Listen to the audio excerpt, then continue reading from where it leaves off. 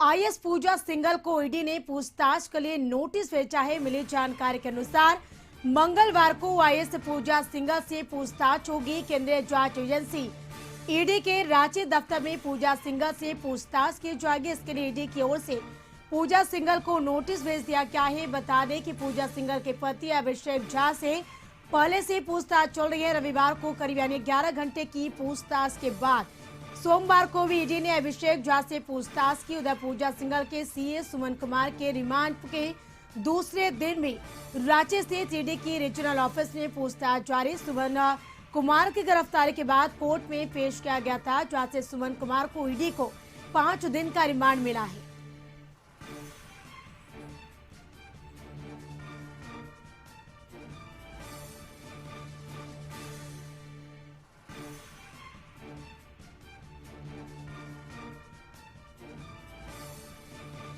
और अधिक जानकारी के लिए झारखंड न्यूज कोऑर्डिनेटर मनोज हमारे साथ जुड़ चुके हैं लाइव पे। मनोज जी, देखा जाए तो आईएएस पूजा सिंघल की मुश्किलें थमती हुई नजर नहीं आ रही, क्योंकि अब पति अभिषेक झा की लंबी पूछताछ के बाद अब आईएएस पूजा सिंघल को ईडी ने नोटिस भेजा है पूछताछ के लिए। क्या जानकारी इसको लेकर? देखिए करिश्मा, अगर हम बात करेंगे पूजा सिंघल की परेशानी की तो वो लगातार बढ़ती जा रही है। जो ईडी का शिकंजा है वो लगातार कसता जा रहा है, क्योंकि जिस तरीके से 6 तारीख को पूजा सिंघल के तमाम ठिकानों, उनके परिचितों, उनके करीबियों के ठिकानों पे जो छापेमारी हुई और जो दस्तावेज मिले या जो कैश मिले हैं, उन सारे चीज़ों को लेकर के अब ईडी ने पूछताछ शुरू की है। पहले तो जो उनके सीए थे, जिनके पास से कैश 19 करोड़ से अधिक रुपये मिले थे, उनको गिरफ्तार करके उनको रिमांड में लेकर के पूछताछ कर रही है।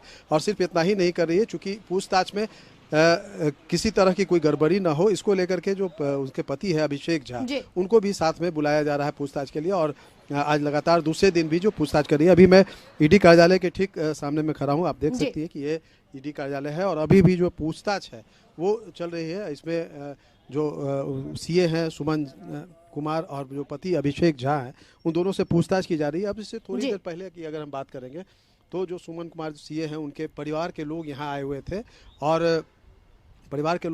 थे और फिर उन थोड़ी देर रहने के बाद वो लोग चले गए। और आज जो जानकारी मिल रही है अंदर खाने से कि पूजा सिंघल को भी जो है यहाँ पे पूछताछ के लिए कल बुलाया गया है।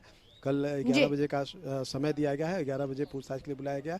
और चूंकि 5 दिनों का रिमांड पे सीओ को लिया गया है, तो ऐसी स्थिति में शायद सीए से जो जानकारी मिली है, जो पूछताछ में सीए ने जो जानकारी दी है ईडी को, उनको लेकर के जब सामने में पूछताछ की जाएगी तो बहुत सारे जो तथ्य है वो सामने में आएंगे। और जो दस्तावेज मिले हैं, जो डायरी मिली है और जो कागजात मिले हैं या जो फ़ोन जब्त किया गया है, उसमें जो जानकारी मिली है, इन सारे तथ्यों का मिलान किया जाएगा। तो एक तरह से कहा जाए तो ईडी इस पूछताछ के जरिए तमाम जो साइंटिफिक एविडेंस जो है वो जमा कर रही है, ताकि कोर्ट में किसी भी तरह की कोई परेशानी ना हो। और इस मामले में कई और लोगों के से भी पूछताछ हो सकती है, क्योंकि यह अगर कहा जाए तो पूछताछ का यह प्रारंभिक जो है वो चरण है। इस प्रारंभिक चरण में अभी सीए से पूछताछ हो रही है, उनके पति अभिषेक झा से पूछ रही है।